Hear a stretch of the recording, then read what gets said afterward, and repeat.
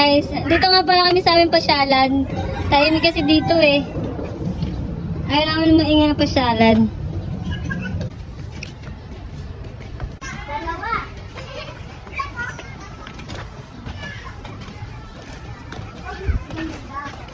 Daming bata, no?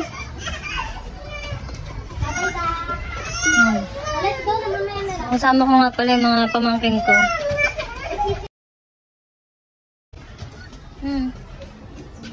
Parang naging palaruan na nila dito kasi mas malawak.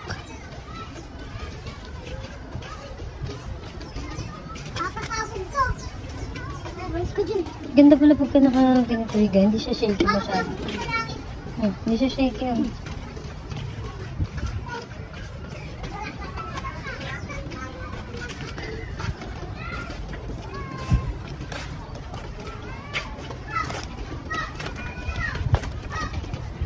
Ang ganda ng ano, yung may parang bahay na, no? Kasi ano, di ba pag undas, may pahingahan sila, no? May bubong sila.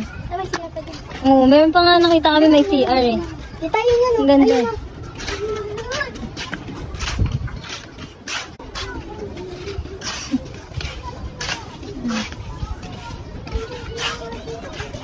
Nakamalay din pala.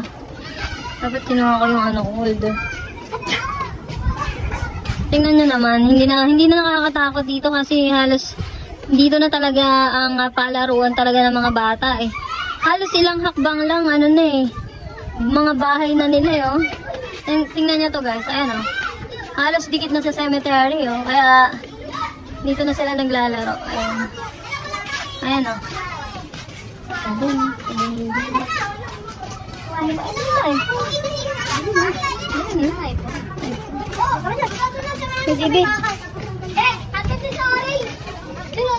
May ayan oh, may CR yan, social. Ayan.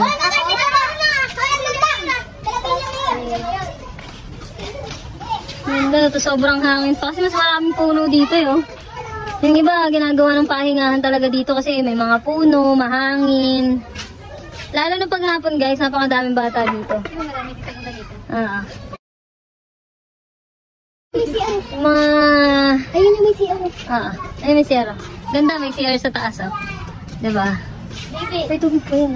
Hindi ko alam paano sila kumuha ng tubig. May ilaw rin. Ganda oh.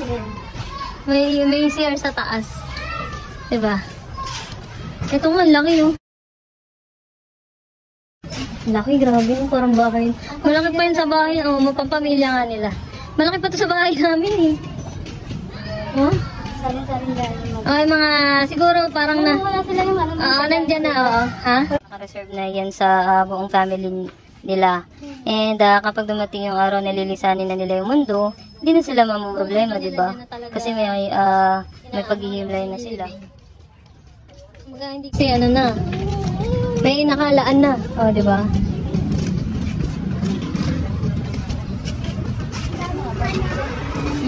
Apartment lang. Oo.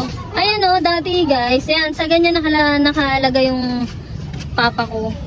Tapos nung nagkaroon ng space dun sa amin, nililipat siya dun. At least, diba? Anytime, nadadalaw namin siya kasi halos nasa likod lang siya talaga ng bakuran namin. Ayan.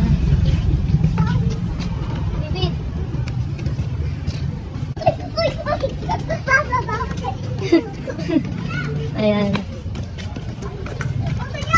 Sarap mag-jogging dito, no? No? Sarap mag-jogging.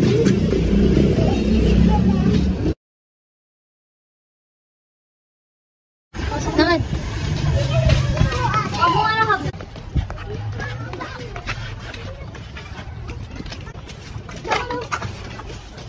Maganda na nga. So, yun lang guys. Thank you so much for watching my vlog. Bye-bye.